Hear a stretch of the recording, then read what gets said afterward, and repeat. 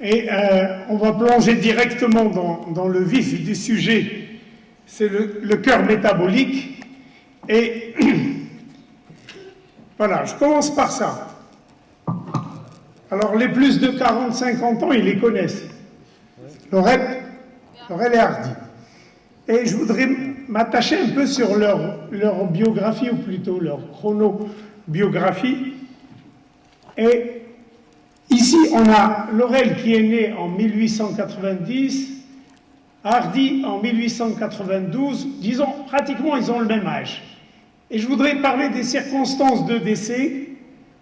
Eh bien, Laurel a fait, à l'âge de 74 ans, un infarctus, et à 74 ans, en 1965, et il est mort 4 jours après. 4 jours, la maladie a duré 4 jours. Pour Hardy, il a eu un infarctus du myocarde en 1954, beaucoup plus jeune, et il a eu 3 strokes, 3 AVC qui se successifs, et finalement il est mort en 1957 à l'âge de 65 ans. Voilà. Bon, c'est une intro, on verra pourquoi, et je rentre dans le vif du sujet pour parler du cœur métabolique. Et j'ai choisi cet article vraiment très intéressant, puisqu'il aborde le sujet de face, et il aborde l'hypertension, l'obésité, le diabète, l'hyperlipémie et le syndrome métabolique. Donc les pathologies métaboliques et le syndrome métabolique aboutissent tous, on dit bien tous, à ce qu'on va appeler le cœur métabolique. Et ce cœur métabolique évolue progressivement vers l'insuffisance cardiaque.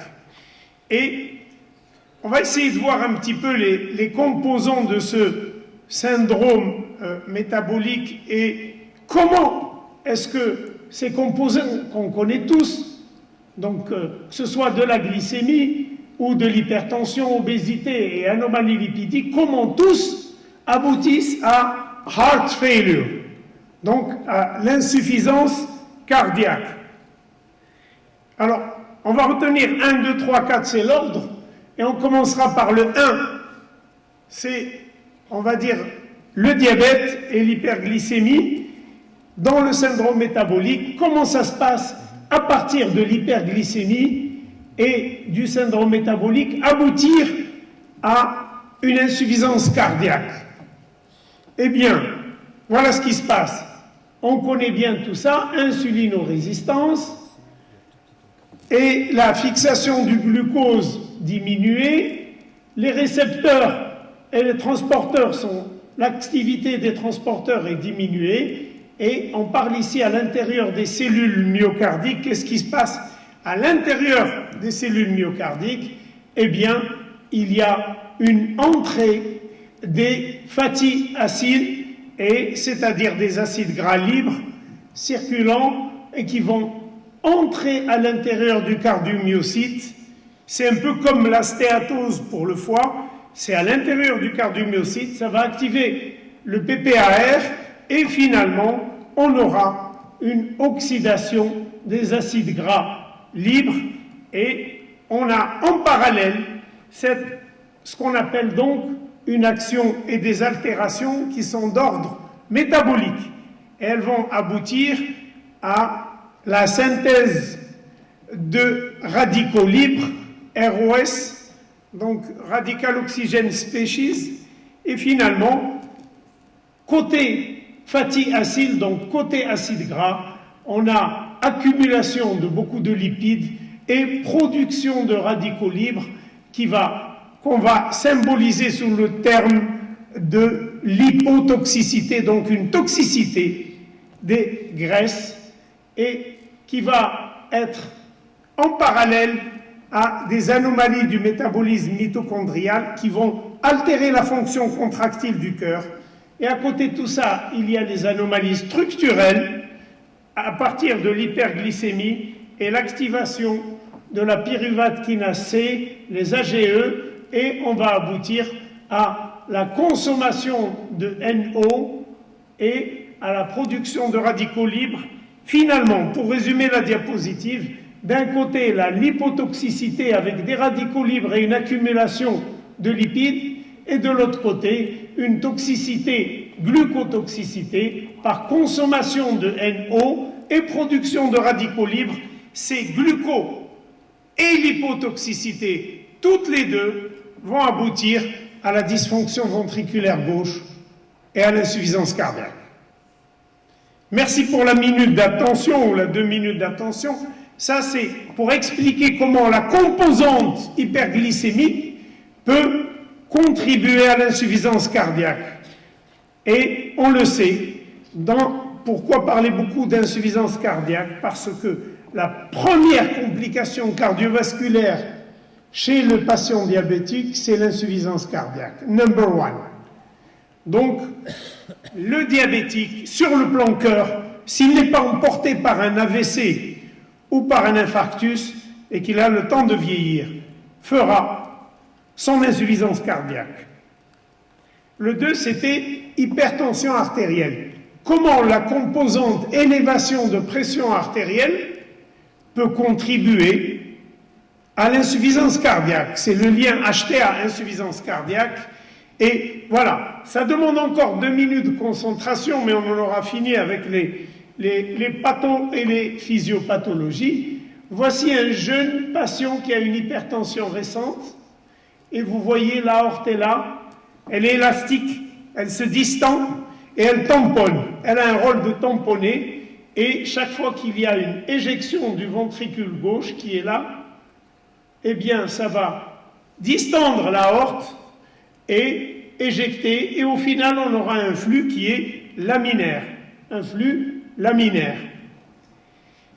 L'onde de pression, elle va lentement en systole et elle revient lentement, et elle arrive à quel moment en diastole? Juste pour aider les valves à se fermer. Vraiment, la mécanique est bien rodée. L'onde de pression qui est partie en systole revient comme une vague qui va pousser les valves à se fermer. Maintenant, si on prend un syndrome métabolique avec une hypertension, vous voyez, les parois de l'aorte sont très rigides, c'est pour ça qu'on dit, même en cardiologie, c'est comme ça que j'avais commencé une fois la physiopathologie de l'insuffisance cardiaque à mes confrères cardio en disant l'insuffisance cardiaque commence par l'aorte. Le début de la maladie, c'est l'aorte. Et je vous dis comment ça se fait, c'est que il y a une paroi qui est épaissie à cause de la pathologie métabolique, et finalement, en systole, l'éjection se fait, mais la paroi étant épaisse, elle n'a qu'un rôle de transmettre, comme un tuyau, simple tuyau. Elle ne va pas tamponner ce sang qui arrive, et on aura un flux qui n'est pas laminaire, et on aura donc un flux turbulent qui viendra juste par à-coup. Et cette paroi épaisse, c'est le premier obstacle à l'éjection du ventricule gauche. Pour ceux qui ont des notions de ventricule gauche et de résistance, quand la paroi de l'aorte est épaisse, le sang est bloqué un petit peu, et donc il y a un obstacle à l'éjection du ventricule gauche. Et l'onde de pression qui normalement va lentement, là, à cause de la paroi malade, elle va très vite, et elle revient quand? Elle ne revient pas en diastole, elle revient en systole.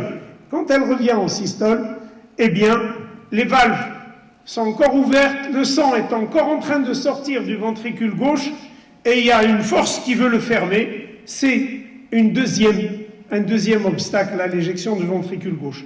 Ces deux obstacles à l'éjection du ventricule gauche vont faire que le cœur, le ventricule gauche, va s'hypertrophier. Et il va y avoir progressivement hypertrophie, ischémie, insuffisance cardiaque qui s'installe à cause de ces deux obstacles. L'un étant l'épaississement de la paroi, l'autre étant l'onde de réflexion au niveau artériel. Voilà, ça explique comment on part d'une HTA, on se retrouve avec une insuffisance cardiaque. Troisième pathologie, ou troisième élément qui intervient, on avait dit que c'était quoi? Diabète, hypertension, perturbation lipidique et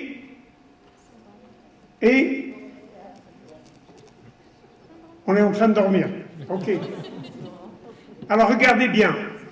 Ici, il y a des modifications au niveau de la paroi du cœur, et on l'a vu tout à l'heure, il y a des adipocytes et une inflammation qui viennent au niveau de toutes les parois du cœur, qui vont progressivement entraîner une stéatose cardiaque et des altérations de la relaxation du ventricule gauche et une activation du système rénine, inflammation.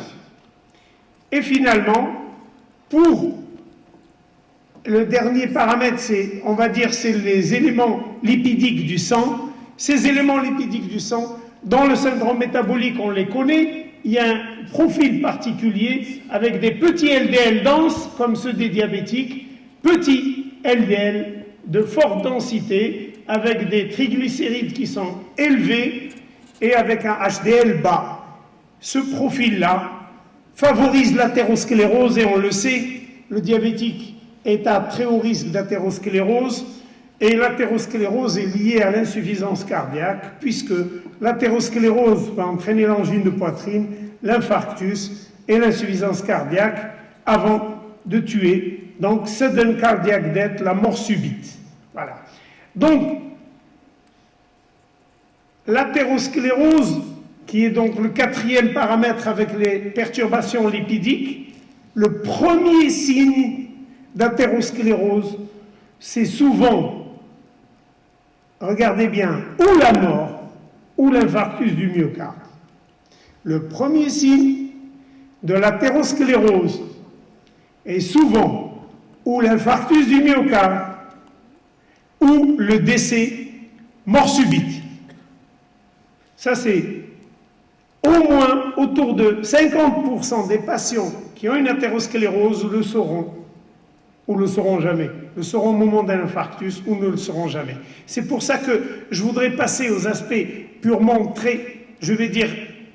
cliniques et pratiques, puisque c'est ce qui va nous intéresser pour tous les jours. En endocrinologie, quels sont les aspects cliniques sur le plan pratique? Eh bien, souvent, vous verrez des dames comme ça, obèses, diabétiques, qui viennent vous consulter, et finalement, ce sont ces dames-là qui sont à très haut risque d'avoir un cœur métabolique. Alors, comment ça se fait qu'on arrive à là? Eh bien, je voudrais commencer par cette étude qui avait démontré que 1% d'augmentation de l'hémoglobine glyquée augmente le risque d'AVC de 1% chez l'homme, et elle augmente le risque d'AVC de 5% chez la femme. Et ces dernières années, il a été mis en évidence que l'apparition du diabète chez l'homme et chez la femme, c'est pas pareil. Au niveau de la masse grasse, du fat, du gras, chez l'homme, c'est essentiellement viscéral, c'est-à-dire au niveau des muscles et du foie. Il fait son insulinorésistance et son diabète. Par contre, la femme, c'est surtout le tissu sous-cutané qui prend en premier l'excès de graisse. Et il y a d'abord augmentation de l'IMC, et c'est une fois que l'IMC a beaucoup augmenté que le viscéral commence, et quand le viscéral commence, il y a insulinorésistance et diabète.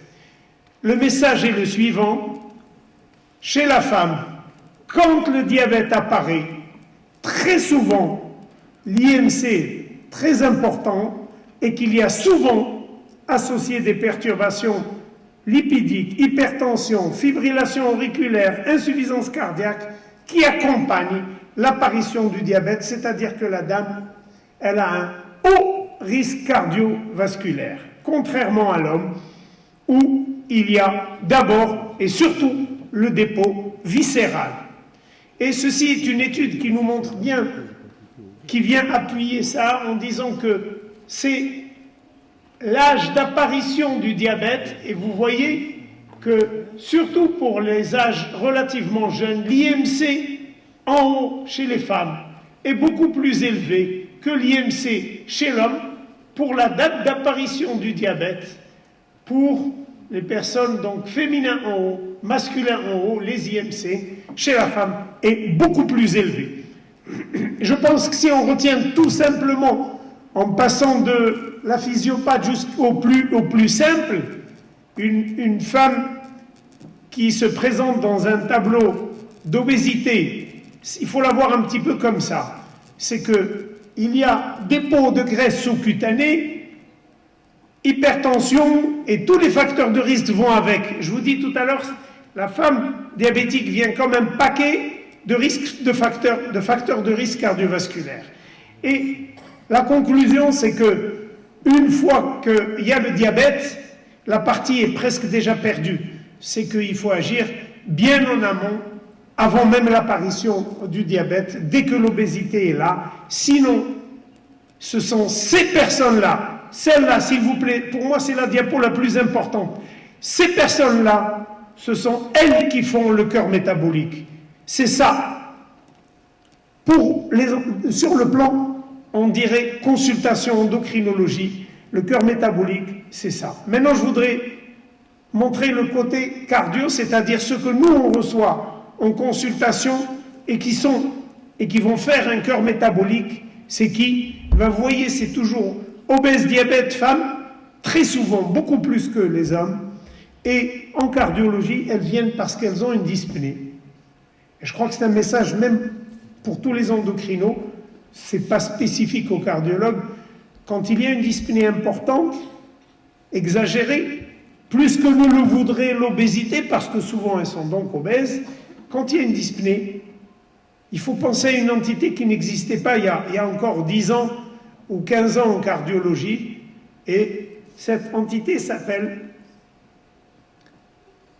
on dit la PEF, mais c'est en anglais. P, c'est Preserved Ejection Fraction Heart Failure, l'insuffisance cardiaque avec fraction d'éjection préservée. C'est-à-dire, même si le cardiologue voit la personne, fait une échographie, il verra que la force du cœur, elle est normale.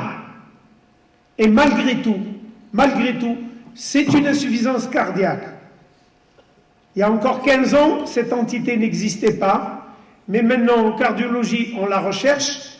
Et comment on fait pour la diagnostiquer? Puisque avant, c'est quand la fraction d'éjection, la force du cœur est diminuée, qu'on parle d'insuffisance cardiaque. Maintenant, même si la force d'éjection est normale, la définition de l'insuffisance cardiaque est une définition d'abord clinique, c'est-à-dire il faut qu'il y ait des symptômes et des signes. On les connaît.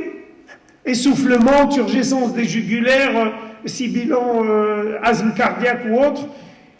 Il faut qu'il y ait des symptômes et des signes, et il faut qu'à l'échographie, si la fonction ventriculaire systolique est normale, il faut qu'il y ait des altérations morphologiques du cœur, c'est-à-dire hypertrophie ventriculaire gauche, qui est souvent constatée chez les diabétiques. Est-ce que ça suffit, une personne qui a une HVG, hypertrophie ventriculaire gauche, de parler d'insuffisance cardiaque? Non. Qu'est-ce qu'il faudrait? Est-ce que dans la salle, parce que vous êtes aussi amené à voir ces gens, c'est les mêmes, on partage les mêmes patients. Si une dame vient avec une dyspnée sur un terrain diabète, obésité, HTA, vous l'envoyez chez le cardio? Non, il y a une petite chose toute simple que vous pouvez faire vous-même, parce que c'est ce que va faire le cardio. C'est ça, doser le BNP. Dosage BNP ou pro-BNP, un dosage sanguin. Quand il y a insuffisance cardiaque, il est augmenté. Et la définition de l'insuffisance cardiaque à fraction d'éjection normale, il faut qu'il y ait 3 choses, dont 2, vous pouvez les faire avant d'envoyer chez le cardiologue. Constater les symptômes, essoufflement, dyspnée, turgescence des jugulaires. 2, BNP élevé. Si vous trouvez le BNP élevé, à ce moment-là, envoyez chez le cardio, soit il va trouver une fraction d'éjection basse ou normale. Et c'est ça la nouveauté, c'est que quand la fraction d'éjection est normale, avec un BNP élevé et des symptômes, on est devant une insuffisance cardiaque à fraction d'éjection normale. C'est le tableau clinique. C'est vraiment le tableau clinique du cœur métabolique. C'est comme ça que viennent les personnes qui ont un cœur métabolique. Eh bien, Preserved IF, voilà comment c'est. En général, c'est des dames plus de 65 ans et en général, obésité, élévation de la systolique. Si on a l'habitude de faire la pression pulsée, elle va être élevée. Coronary artery disease, donc maladie coronaire, hypertension, diabète, fibrillation auriculaire. C'est quelque chose de très fréquent dans nos consultations, des personnes comme ça, obèses, diabétiques et hypertendues. Eh bien, il ne faut pas passer à côté du diagnostic d'insuffisance cardiaque parce que c'est le cœur métabolique, c'est le sujet de ma présentation aujourd'hui. Et si vous passez à côté, j'aurai failli à ma mission. Je terminerai par le paradoxe de l'obésité. C'est quoi le paradoxe de l'obésité en cardiologie? Regardez le titre de cette présentation. Surpoids et obésité sont associés avec une amélioration de la survie du devenir après un AVC récurrent. Après un AVC, les obèses ont un meilleur pronostic. C'est formel. Et la conclusion, l'obésité et le surpoids ont un meilleur pronostic que ceux qui ont un IMC normal. Deuxième, et ça s'il vous plaît, c'est l'European Heart Journal, donc qui est une référence pour les cardiologues, Evidence for Obesity Paradox chez les patients qui ont un syndrome coronaire aigu. Et c'est un très gros registre qui nous dit quoi? Que quand il y a un syndrome coronaire aigu, c'est-à-dire un infarctus ou pré-infarct, eh bien, ceux qui s'en tirent le mieux, meilleur pronostic, c'est les obèses, mieux que les maigres. Et vous voyez, Adjusted Fractional Polynomial Cox, donc ça c'est, on voit un petit peu le risque en fonction de l'IMC chez les personnes qui ont un acute coronary syndrome, donc un syndrome coronaire aigu, et vous voyez, ceux qui sont là à 30 ont un meilleur pronostic que ceux qui ont un IMC à 20. J'en ai plein d'autres, vous savez que les néphrologues sont officiellement, c'est reconnu en néphrologie, que l'obésité est un facteur de bon pronostic en cours de dialyse. Une fois que la personne est en dialyse, les obèses ont un meilleur pronostic. C'est pas fini. Les dernières recommandations sur l'insuffisance cardiaque, elles nous disent cette chose-là.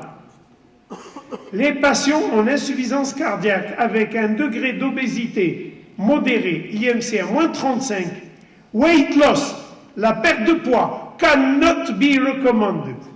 On ne peut pas recommander la perte de poids dans l'insuffisance cardiaque. C'est ça le paradoxe de l'obésité, et je voudrais bien qu'on en parle maintenant plutôt que de se renvoyer les malades.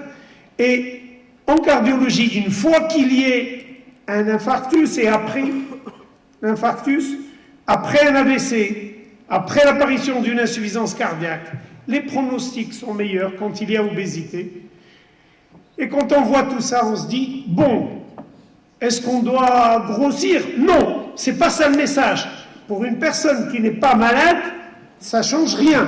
L'IMC, c'est toujours le même, les recommandations sont les mêmes. On parle des personnes qui sont malades, qui ont été touchées sur le plan cardiovasculaire. Une fois qu'il y a une attaque cardiaque, un AVC ou une insuffisance cardiaque, à ce moment-là, on ne dit pas encore grossir, mais ne pas maigrir.